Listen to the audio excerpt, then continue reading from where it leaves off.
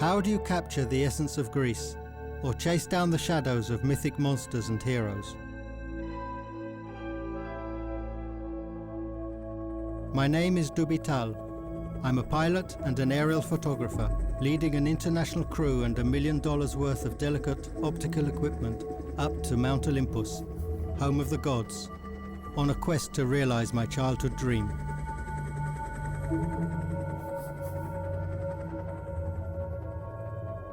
For 2 days we tried to penetrate a thickening veil of mist, and then I understood. Zeus wouldn't give up his secrets so easily. I would have to earn that right, riding my twin-star helicopter on an aerial odyssey across this mythic land.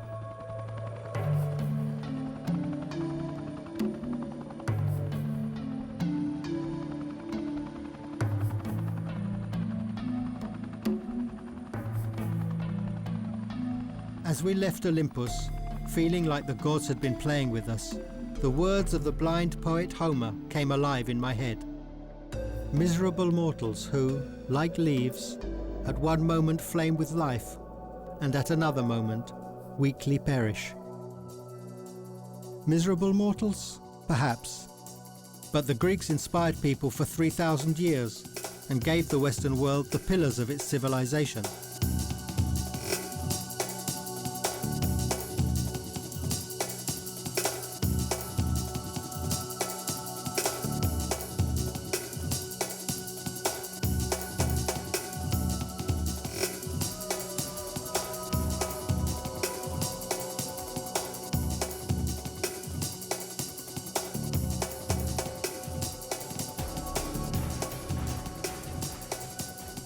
Launching 2 weeks of aerial filming across the land of the gods, I felt it was only right to start our journey over the place the ancient Greeks called the center of the universe, Delphi, home to the oracle whose prophecies guided kings and travelers alike.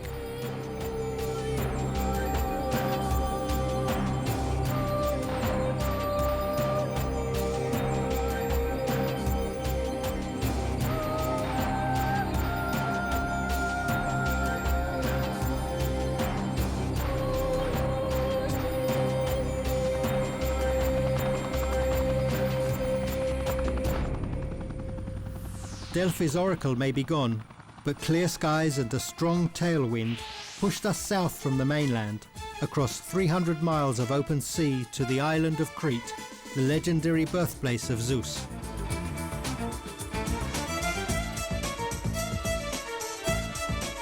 Crete is the largest of the Greek islands, and at its heart, the great palace of Knossos.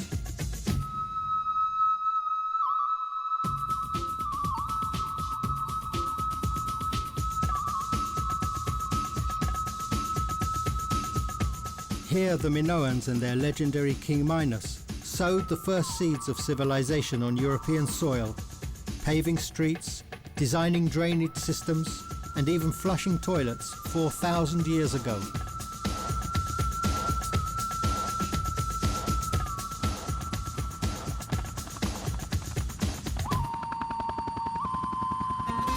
Cut off by high mountains, the farmers on Crete's Lasiti plateau still rely on wind and sail to pump water to their fields. Crete's best-known author, Nikos Kazantzakis, creator of Zorba the Greek, caught the island's peaceful spirit when he wrote, "How simple a thing is happiness. A glass of wine, a roasted chestnut, the sound of the sea."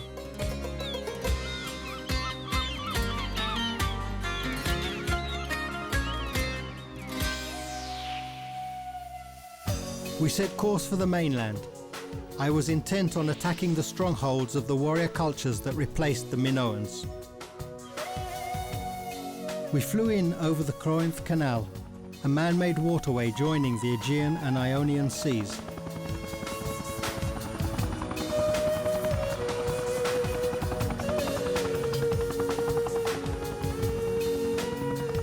This was our entry into the northeast Peloponnese, where a line of castles stood between us and our ultimate target, the Bronze Age civilization of Mycenae. From the flaming pages of Homer's Iliad come dramatic tales how, through this fortified Lion Gate, Agamemnon, Achilles and Odysseus led the Greek armies off to war against Troy.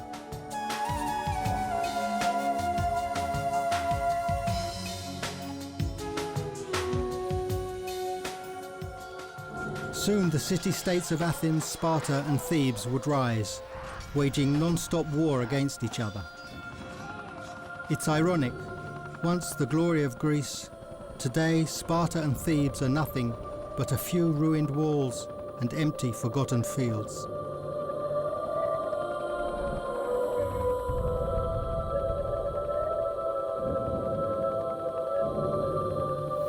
As the fates would have it, these city-states would fall, not to any foreign army, but to a native sun rising in the north.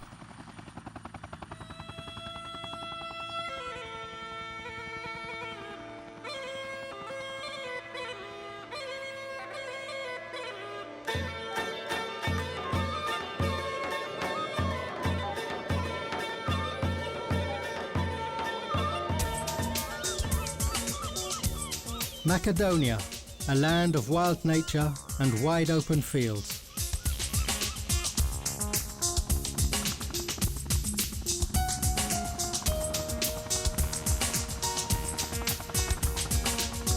We flew low, searching for traces of Alexander the Great.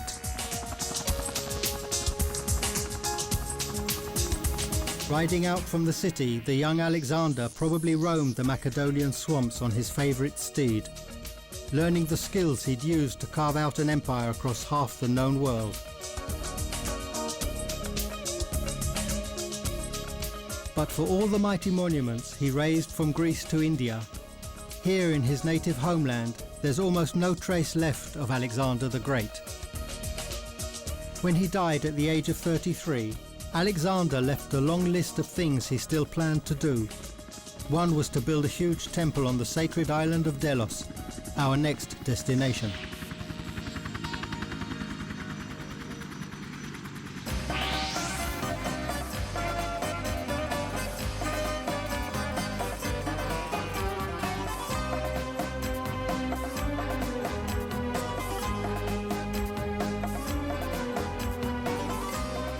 Passing the Aegean Islands in quick succession, I could imagine the fever that constantly drove Alexander to explore and conquer new lands.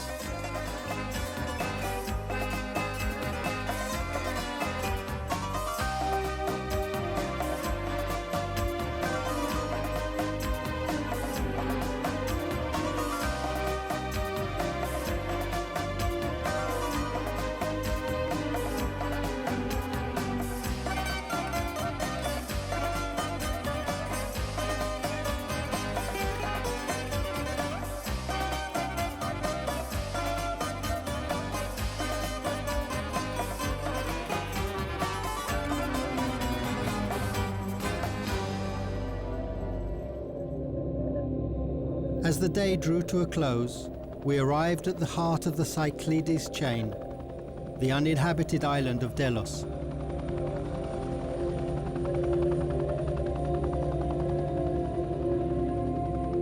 Athens once made it a crime for anyone to be born or die on this island, effectively banishing the local population.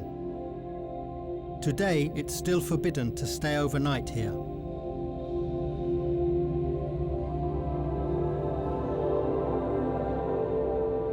With fuel running low and night pressing in, we pushed on to nearby Mykonos. Come morning, I was determined to explore the mysteries of Atlantis, at the place where so many believe it disappeared into the sea. After 7 days filming Greece by helicopter, I could almost feel the gods laughing at my aerial odyssey. And today's quest, searching for Atlantis, was certainly raising some doubts of my own. The Aegean island of Santorini.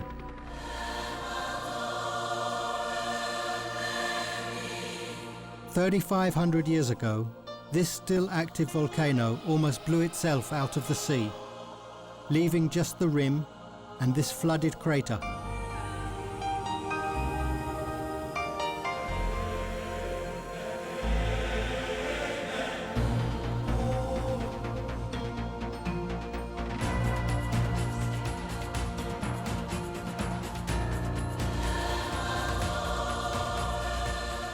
Modern experts now believe that the violent eruption probably delivered the death blow to Crete's Minoan culture. As to Atlantis, well, when the sun sets here, beyond Santorini's volcanic rock, it's easy to let the imagination soar.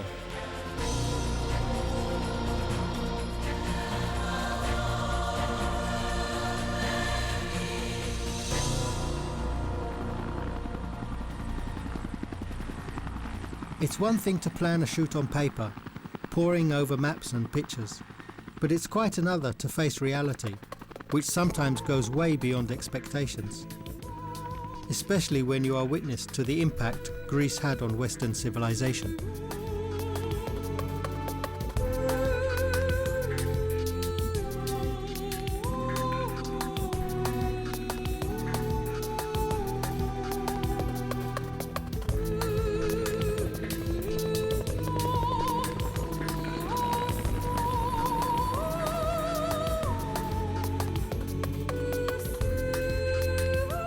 These ancient shrines and temples gave us our modern sense of aesthetics and proportion. Comedy and tragedy, oratory and the science of acoustics, all were born on stages of theatres like these.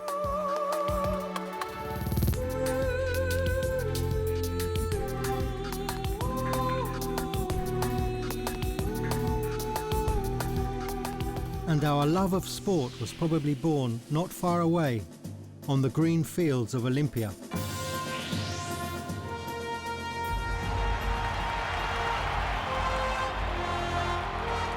For over a millennium, every 4 years at the full moon of August, crowds gathered from all across Greece for the Olympic Games.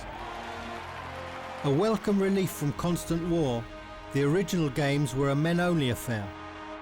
If women were found stealing into the grounds, they'd be taken away and hurled off the nearest cliff.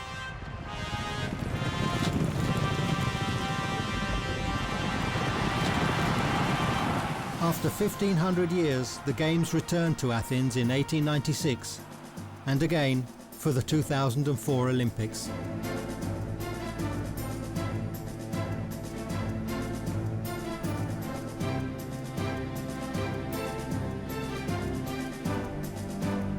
And at the heart of this great city rises the Acropolis, the birthplace of Western civilization.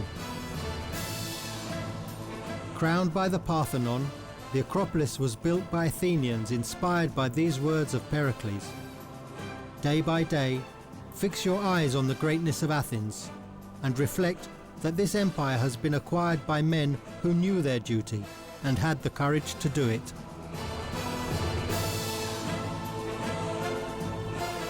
Athens produced the first philosophers and the world's first democracy, that Plato called a charming form of government, full of variety and disorder. Democracy lived on, but in Greece itself, the Roman Empire put an end to the Golden Age and left Christianity in its wake.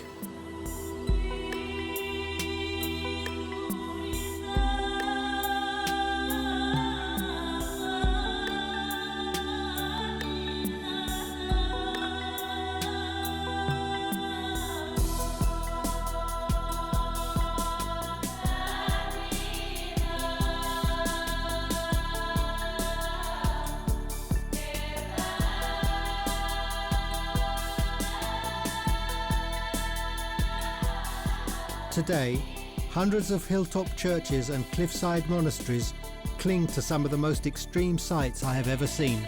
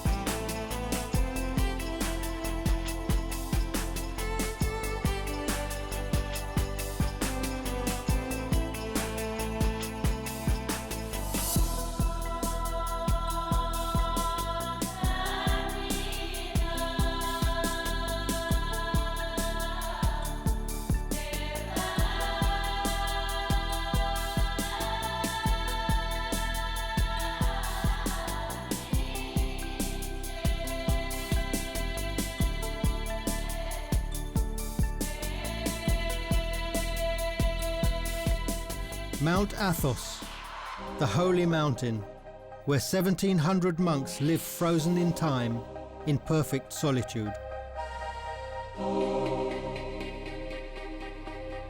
For almost 1,000 years, no woman or female beast was allowed to set foot here. But now I hear they have finally let in a few hens to lay their eggs.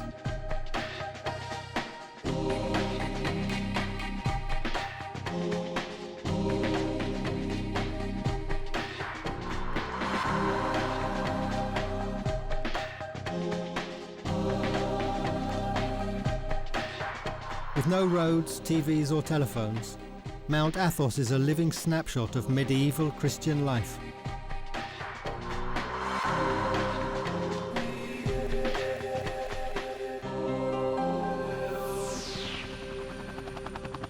But when it comes to Greek monasteries, one place stands out above all: Meteora.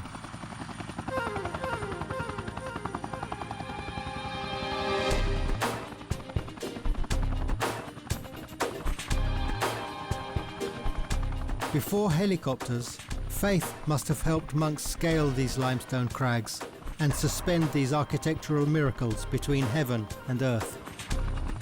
They still hang suspended, just like James Bond was when they filmed For Your Eyes Only, among Meteora's geological wonders.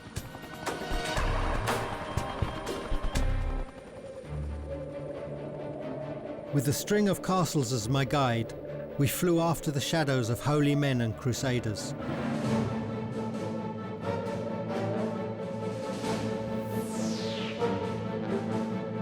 Here on the island of Patmos, Christian soldiers erected this monastery, the place where St. John the Divine wrote the book of Revelations.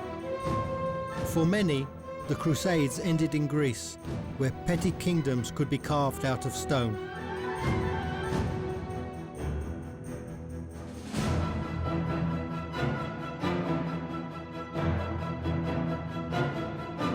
From this palatial fortress in Rhodes, the Knights of St. John ruled for more than 200 years.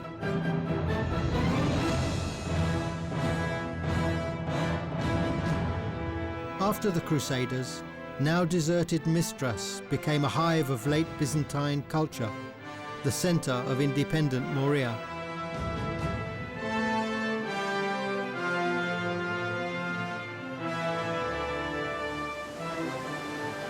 The great trading nation of Venice came next, building castles and palaces that planted the Renaissance into Grecian soil.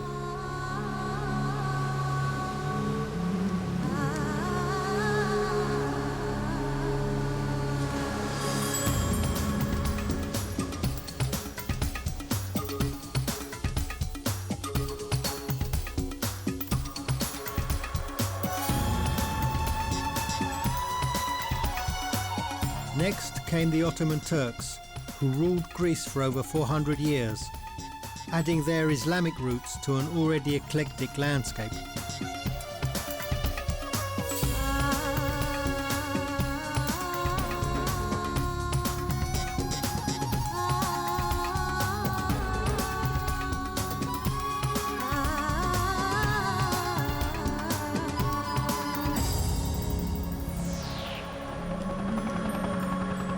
As we fought strong winds over the Taygetos mountains, I set course for the one place deep inside the Peloponnese that hardly ever surrendered to the conqueror's sword.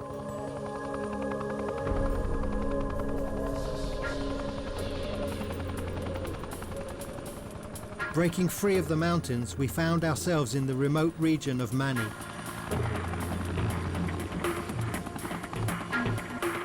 Every house here is built like a small fortress, but they weren't built to repel invasion. From these high towers, the Mani used to fire down on one another during eternal family feuds.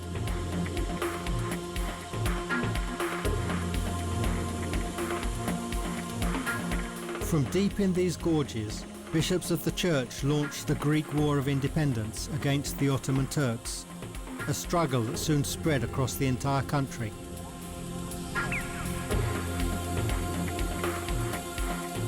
After 7 years of fighting, in 1828, Greece was free at last. and Naplio was chosen as the country's new capital. We headed southwest for the night, to Navarino Bay and Pylos.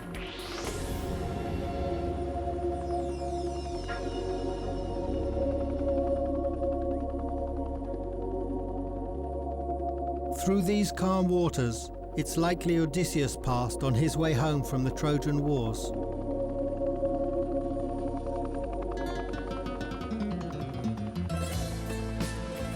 On the edge of the bay we set down at Pylos, the birthplace of our pilot Stelios, where his family and many of the townsfolk turned out to give us all a hero's welcome.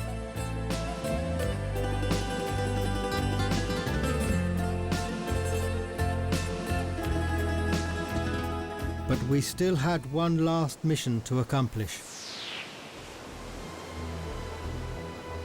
After 10 years away at war, and another 10 years at sea, the hero of Homer's original Odyssey finally made his way back to his native land.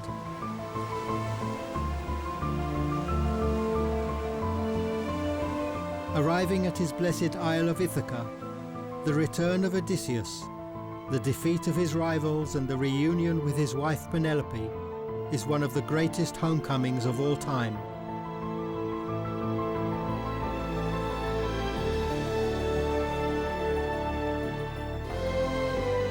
For me, Ithaca provided a truly fitting end to my own personal odyssey.